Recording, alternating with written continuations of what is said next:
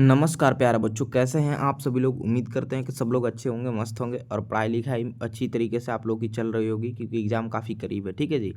चलिए, यहाँ पे आप सब लोग को हम लेकर आ चुके हैं 17 फरवरी के लिए जो है ना हिंदी का वायरल ऑब्जेक्टिव क्वेश्चन।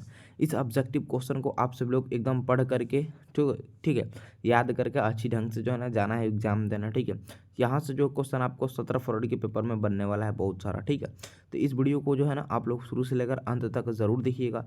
यदि चैनल पर नया है, चैनल को सब्सक्राइब सब लोग कर लीजिए। ठीक है, और घंटी दबा लीजिए। यहाँ पे सभी सब्जेक्ट का इसी प्रकार से वायरल ऑब्जेक्टिव सेलेक्टिव हम बताने वाला है। ठीक है, चलिए।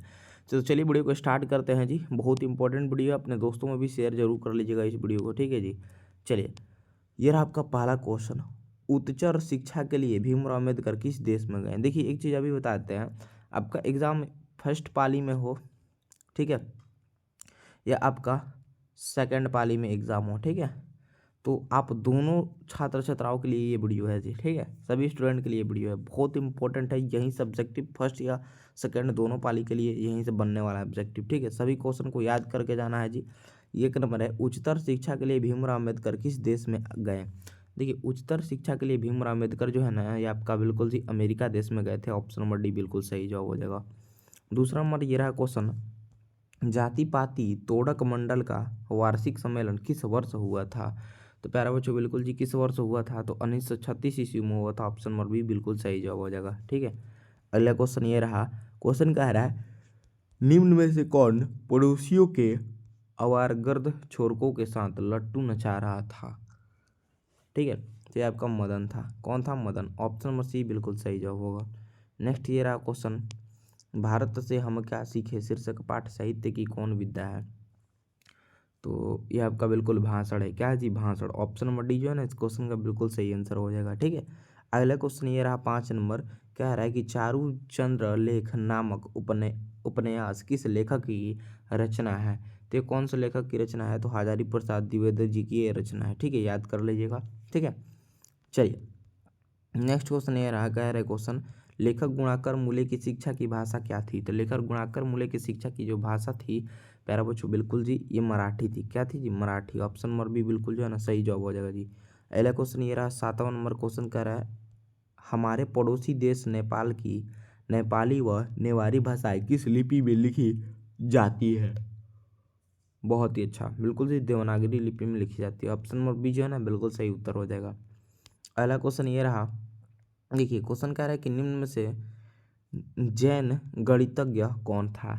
जैन गणितज्ञ जो था ना वो महावीराचार्य था। कौन था? महावीराचार्य। ऑप्शन नंबर सी जो है बिल्कुल सही उत्तर हो जाएगा जी। ठीक है, एक चीज़ और बता दें, जिन भी छात्र छात्राओं को पीडीएफ चाहिए, पीडीएफ नोट्स आप लोग को जो है ना व्हाट्सएप ग्रुप से बिल्कुल फ्री में प्राप्त हो जाएगा। ठीक है, तो सभी बच्चे वीडियो के डिस्क्रिप्शन में व्हाट्सएप ग्रुप का लिंक दिया गया है, लिंक पे क्लिक करके आप सभी लोग जो है ना हमारे व्हाट्सएप ग्रुप से भी जुड़ जाइएगा।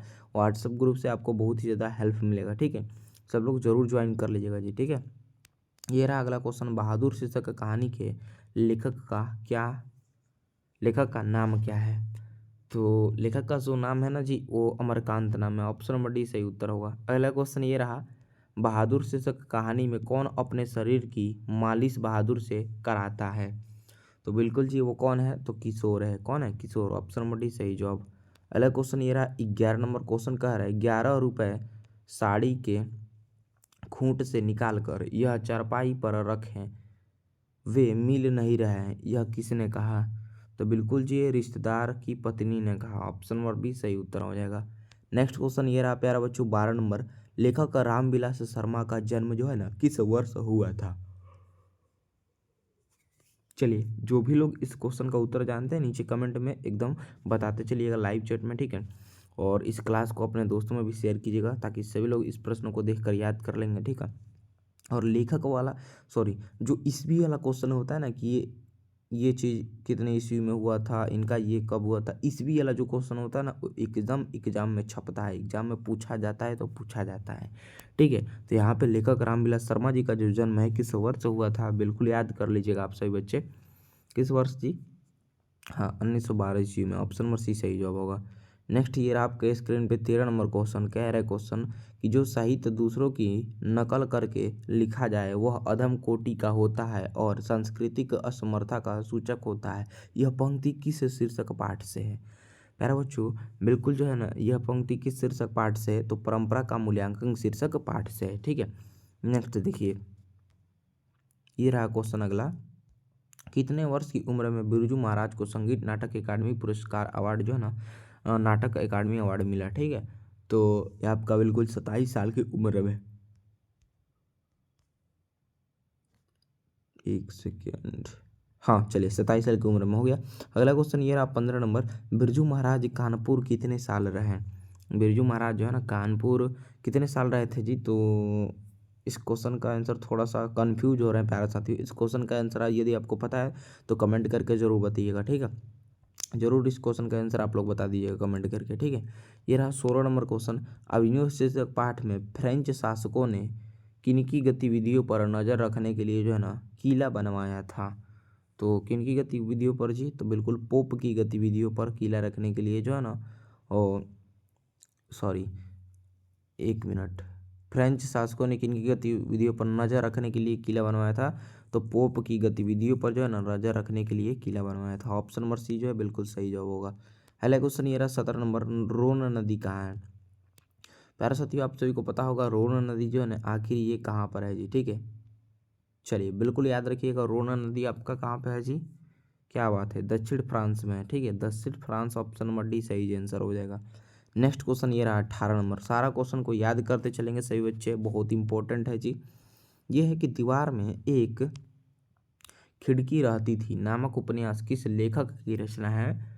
तो ये आपका बिल्कुल जी विनोद कुमार शुक्ल की रचना है। ऑप्शन नंबर ए सही जवाब होगा 18 का। ठीक है, एक सेकेंड प्यारे बच्चों, हाँ वीडियो का क्वालिटी और वॉइस जो है एक बार हमें ज़रूर बता दीजिएगा, सब कुछ सही है ना? जो साउंड है जो हम बोल रहे हैं आप सभी के पास पहुंच रहा है ना, बता दीजिएगा। और नेक्स्ट नंबर ये रहा, मछली शीर्षक कहानी में लेखक की माँ क्या कर रही है? देखिए, मछली शीर्षक कहानी में लेखक की जो माँ है वो क्या कर रही है जी? तो बिल्कुल प्यारा बच्चों क्या कर रही है? तो मसाला पीस रही है। ठीक है, क्या पीस रही थी? मसाला पीस रही थी। ठीक है, अगला क्वेश्चन 20 नंबर है। सरपट शब्द का अर्थ क्या है? सरपट शब्द का अर्थ जो होता है वो तेजी होता है। क्या होता है? तेजी, याद रखिएगा। नेक्स्ट क्वेश्चन ये रहा आपके स्क्रीन पे 21 नंबर क्वेश्चन, और क्वेश्चन कह रहा है यतीन्द्र मिश्र ने स्पीक मै के विरासत 2001 के कार्यक्रम के लिए रूपंकर कलाओं पर केंद्रित किस पत्रिका का संपादन किया है? तो ये आपका बिल्कुल जी थाती। किस पत्रिका का? तो थाती पत्रिका का। ऑप्शन नंबर सी सही जवाब हो जाएगा। नेक्स्ट ये रहा 22 नंबर क्वेश्चन। अमीरुद्दीन बिस्मिल्लाह खां का ननिहाल कहाँ है? अमीरुद्दीन का ननिहाल कहाँ है जी? ठीक है, ये क्वेश्चन पूछा गया है। ठीक है, तो यहाँ पे बिल्कुल यहाँ पे जवाब होगा काशी है। कहाँ पे है? काशी। ऑप्शन नंबर डी सही आंसर। चलिए प्यारे बच्चों ये रहा आपके स्क्रीन पर नेक्स्ट क्वेश्चन 23 नंबर। बिस्मिल्लाह खां फिल्म देखने के लिए किन से 6 पैसे लेते थे? प्यारे बच्चों बिस्मिल्लाह खां जो है फिल्म देखने के लिए ना किन से 6 पैसे लेते थे? तो बिल्कुल इस क्वेश्चन का आंसर याद करेंगे सभी बच्चे, बिल्कुल उपयुक्त सभी से। देखिए, मामू से, नानी से, मौसी से, ऑप्शन नंबर डी सही जवाब होगा। अगला क्वेश्चन देखिए, हरिजन नामक ऐतिहासिक पत्र के रचनाकार का नाम क्या है? बिल्कुल महात्मा गांधी नाम है। क्या नाम है? महात्मा गांधी नाम है। ऑप्शन नंबर ए बिल्कुल सही आंसर हो जाएगा। नेक्स्ट क्वेश्चन प्यारा बच्चों आपके स्क्रीन पर 25 नंबर रहा। बहुत ही कम समय में बहुत क्वेश्चन आपको बताएंगे। ठीक है, सभी क्वेश्चन को याद करके जाइएगा। 25 नंबर ये रहा, महात्मा गांधी की हत्या किस वर्ष हुई? तो किस वर्ष हुई प्यारे साथियों? बिल्कुल याद करिएगा, 1948 ईस्वी में हुई थी, याद कर लीजिएगा, कई बार एग्जाम में पूछ चुका है। नेक्स्ट क्वेश्चन है, सेन साहब की कितनी लड़कियां थी? तो सेन साहब की जो लड़कियां थी आपका बिल्कुल जी 5 लड़कियां थी। ठीक है, नेक्स्ट देखिए, दक्षिण भारत के पांड्य प्रदेश से किस राजा के पालियम ताम्रपत्र मिले हैं? तो बिल्कुल जी राजा वरगुण के। ठीक है, राजा वरगुण। ऑप्शन नंबर डी बिल्कुल सही आंसर हो जाएगा। नेक्स्ट 28 नंबर क्वेश्चन है जी, बेतमा दान पत्र किस वर्ष का है? तो बेतमा दान पत्र जो है ना ये किस वर्ष का है जी? चलिए बहुत ही बढ़िया, एकदम 1020 ईस्वी का। क्या जी? 1020 ईस्वी। ऑप्शन नंबर ए बिल्कुल सही आंसर हो जाएगा। ठीक है, नेक्स्ट क्वेश्चन ये रहा 29 नंबर की थौ का उच्चारण स्थान क्या है? प्यारे बच्चों थ का उच्चारण स्थान जो है ना ये आपका बिल्कुल दंत है। क्या जी? दंत। ऑप्शन नंबर भी बिल्कुल सही जवाब होगा दंत। अगला क्वेश्चन 30 नंबर ये रहा, कह रहा है व्यंजन वर्णों की कितनी श्रेणियां हैं? प्यारे साथियों व्यंजन वर्णों की जो श्रेणियां हैं वो 3 श्रेणियां हैं। ठीक है, ऑप्शन नंबर सी बिल्कुल सही आंसर हो जाएगा। सारा क्वेश्चन याद करते चलिए और चैनल पर नए आ रहे हैं जितने छात्र वो सब्सक्राइब जरूर कर लीजिएगा। जितने भी लोग नए इस वीडियो को देख रहे हैं वो सभी लोग जो है ना सब्सक्राइब जरूर कर लीजिएगा जी। आपका सभी सब्जेक्ट में बहुत अच्छी तरीके से हम हेल्प कर देंगे। ठीक है, कोई कहीं दिक्कत नहीं होगा। और इस चैनल पे आप लोगों को 10 बजे दिन में लाइव क्लास चलता है और शाम को यानी रात में बोलिए 8 बजे जो है ना आपका लाइव क्लास चलता है। तो रोज़ आप लोग क्लास में जुड़ा कीजिए और अच्छे ढंग से सभी सब्जेक्ट का तैयारी कीजिए। ठीक है, और पीडीएफ के लिए आप सभी बच्चे और बच्चियाँ व्हाट्सएप ग्रुप से जरूर जुड़ जाइएगा। डिस्क्रिप्शन में लिंक दिया गया है, लिंक पे क्लिक करके जुड़ जाइए। ठीक है, 31 है कि जिस स्वर के उच्चारण में तिगुना समय लगे उसे क्या कहते हैं? उसे प्यारा बच्चों बिल्कुल हम लोग क्या कहते हैं जी, यहाँ पे डी नंबर सही होगा, प्लुत स्वर बोलते हैं। ऑप्शन नंबर डी सही जवाब। नेक्स्ट ये रहा 32 नंबर, हिंदी में अनुनासिक वर्णों की संख्या कितनी है? चलिए फटाफट जिनको भी आंसर इसका पता है फटाफट आप लोग कमेंट करके बताइएगा क्या होगा। हिंदी में अनुनासिक वर्णों की संख्या कितनी है प्यारा बच्चों? बिल्कुल ये आपका 5 है। कितना? 5। ऑप्शन नंबर सी सही जवाब। नेक्स्ट देखिए, स्वर संधि के कितने भेद होते हैं? आपको पता होगा स्वर संधि के भेद 5 होते हैं। ठीक है, 34 है। दुष्कर शब्द का संधि विच्छेद क्या है? तो दुष्कर शब्द का संधि विच्छेद प्यारे बच्चों बिल्कुल जी दु विसर्ग प्लस कर हो जाएगा। ऑप्शन नंबर सी सही आंसर होगा। यहाँ पे संधि विच्छेद बहुत ही ज़्यादा ईजी होता है। आप लोग 9वीं से पढ़ते पढ़ते आके 10वां में आ गए हैं आप और अभी एग्जाम देने जा रहे हैं। ठीक है, तो प्यारे बच्चों संधि विच्छेद में कहीं भी कोई दिक्कत नहीं होना चाहिए आप लोगों से। ठीक है, यहाँ पे दुष्कर कहीं नहीं, किसी का भी संधि विच्छेद पूछे बस छटकार कर लिख देना होता है। ठीक है, चलिए अगला ये रहा 35 नंबर, यरलवा कौन व्यंजन कहलाते हैं? यरलवा जो है ना ये आपका अंतस्थ व्यंजन कहलाते हैं जी। ठीक है, नेक्स्ट देखिए, निम्न में से शुद्ध शब्द कौन है? तो प्यारे बच्चों बिल्कुल जो है ना शुद्ध शब्द कौन है जी? तो घनिष्ठ है। चलिए क्या है? घनिष्ठ है। ऑप्शन नंबर सी बिल्कुल सही जवाब। 37 नंबर है, मनुज शब्द में उपसर्ग क्या है? मनुज शब्द में उपसर्ग की बात करेंगे यहाँ पे बिल्कुल जी क्या होगा? मन्नु हो जाएगा। क्योंकि प्यारा साथी उपसर्ग जो होता है ना ये शब्द के पहले होता है और प्रत्यय जो होता है शब्द के लास्ट में जुड़ता है। ठीक है, तो यहाँ पे मनुज में देखिए मन्नु पहले जुड़ा है ना, मन्नु। ऑप्शन नंबर डी बिल्कुल 100% सही उत्तर हो जाएगा। 38 नंबर ये रहा, निम्न चिन्हों में प्रश्नवाचक चिन्ह कौन है? प्रश्नवाचक चिन्ह ये आपका यही है, ऑप्शन नंबर ए वाला। इसी प्रकार से आपका प्रश्नवाचक चिन्ह होता है। ठीक है, चलिए बहुत ही बढ़िया। नेक्स्ट क्वेश्चन देखेंगे और सभी क्वेश्चन याद करते चलिएगा। वीडियो को जरूर शेयर कर दीजिएगा अपने दोस्तों में, वो भी देखकर याद कर लेंगे। नेक्स्ट है संज्ञा के कितने भेद होते हैं? संज्ञा की भेद की बात करेंगे तो आपका 5 भेद हो जाएगा जी। ठीक है, 40 देखिए, आर्यवर्त शब्द कौन संज्ञा है? आर्यवर्त शब्द जो है ना ये आपका व्यक्तिवाचक संज्ञा है। चलिए क्या है जी? व्यक्तिवाचक संज्ञा है आर्यवर्त। ठीक है, नेक्स्ट क्वेश्चन देखिए 41 नंबर, शब्द की जाति को क्या कहते हैं? प्यारे बच्चों शब्द की जाति को जो है ना हम लोग समास बोलते हैं। Option number B is the right answer for this question. Next question ये रहा 42 नंबर, शक्ति शब्द कौन लिंग है? शक्ति शब्द जो है ना प्यारे बच्चों बिल्कुल ये आपका कौन लिंग है? तो शक्ति स्त्रीलिंग है ना जी। हाँ, ऑप्शन नंबर है सही जवाब। 43 देखिए, जिस विकारी शब्द से एक पदार्थ या एक व्यक्ति का बोध होता है उसे क्या कहते हैं? तो प्यारे बच्चों उसे हम लोग पता है क्या बोलते हैं? चलिए बिल्कुल एक वचन बोलते हैं। ऑप्शन नंबर बी बिल्कुल सही जवाब हो जाएगा। नेक्स्ट क्वेश्चन ये रहा कि कारक के कितने भेद होते हैं? कारक के भेद की बात बोलेंगे तो 8 भेद हो जाएगा जी। ठीक है, अगला क्वेश्चन ये रहा, को की को के लिए किस कारक की विभक्ति है? को के लिए किस कारक की विभक्ति है? तो अपदान तो होगा नहीं, संबंध कारक तो होगा नहीं, को के लिए ना तो यहाँ पे कौन सा हो जाएगा जी? हाँ, सी नंबर वाला संप्रदान कारक हो जाएगा जी। ठीक है, ऑप्शन नंबर सी बिल्कुल सही आंसर होगा।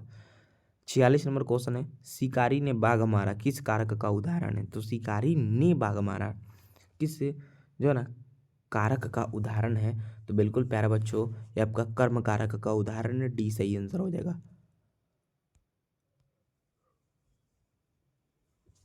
एक सेकेंड, एक सेकेंड, एक सेकेंड, सब लोग शेयर कर दीजिए ना। जितने भी लोग वीडियो देख रहे हैं जी, आप लोग शेयर कीजिए। देखिए, शेयर करते हैं ना, हम आपका हेल्प कर रहे हैं, यहाँ पे आपको बता रहे हैं तो आपने देख लिया। आप भी दूसरों को शेयर कीजिए ताकि वो भी छात्र छात्राएं जो है ना देख लें। और 17 फरवरी के दिन जो आपके हिंदी में ऑब्जेक्टिव आएंगे, वो यहीं से अधिकतर ऑब्जेक्टिव पूछे जाएंगे। ठीक है, बहुत इंपॉर्टेंट मैं ऑब्जेक्टिव यहाँ पे पढ़ा रहा हूँ। ठीक है, नेक्स्ट है कि वह जो ना करे सो थोड़ा किस सर्वनाम का उदाहरण है।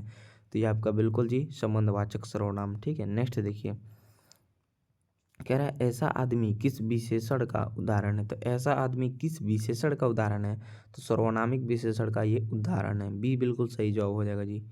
नेक्स्ट क्वेश्चन 49 नंबर है, धार्मिक शब्द में प्रत्यय क्या है। धार्मिक शब्द में प्रत्यय की बात करेंगे तो बिल्कुल इक हो जाएगा, क्योंकि प्यारे बच्चों मैंने अभी बताया पिछले पिछले क्वेश्चन पे कि प्रत्यय शब्द के लास्ट में जुड़ता है। ठीक है, तो धार्मिक को अपना माउथ ओपन करके पढ़िएगा अच्छे ढंग से। धार्मिक, धार्मिक, इक लास्ट में आ रहा है ना, सी नंबर बिल्कुल सही आंसर हो जाएगा। ठीक है, चलिए 50 नंबर ये रहा आपके स्क्रीन पे क्वेश्चन। और क्वेश्चन कहता है प्यारे बच्चों, देखिए, जिन क्रियाओं से इस बात का बोध हो कि कर्ता स्वयं कार्य न करके किसी दूसरे को कार्य करने के लिए प्रेरित करता है, उसे कौन क्रिया कहते हैं। तो बिल्कुल जी, उसे हम लोग कौन क्रिया कहते हैं, तो प्रेरणार्थक क्रिया बोलते हैं। ऑप्शन नंबर 50 का सही जवाब हो जाएगा जी। ठीक है, चलिए तो प्यारा बच्चों, मैंने इस वीडियो में आप लोगों को 50 को मोस्ट इंपॉर्टेंट वायरल हिंदी का क्वेश्चन कराया है ऑब्जेक्टिव, जो बहुत इंपॉर्टेंट था जी। इसे उम्मीद करते हैं कि आप लोग अच्छी ढंग से वीडियो को देखकर समझकर याद कर चुके होंगे। ठीक है, इसे शेयर कर दीजिएगा अपने दोस्तों में ताकि वो भी देखकर याद करेंगे। और इसका पीडीएफ चाहिए तो व्हाट्सएप ग्रुप से जुड़ जाइए, वीडियो को डिस्क्रिप्शन में लिंक है, पीडीएफ इसे का आराम से आपको मिल जाएगा। ठीक है, चलिए चैनल सब्सक्राइब जरूर कर लीजिएगा प्यारा बच्चों। इसी तरह का आपको लोगों को ऑब्जेक्टिव सब्जेक्टिव देखने को मिलेगा सभी सब्जेक्ट का। ठीक है, धन्यवाद।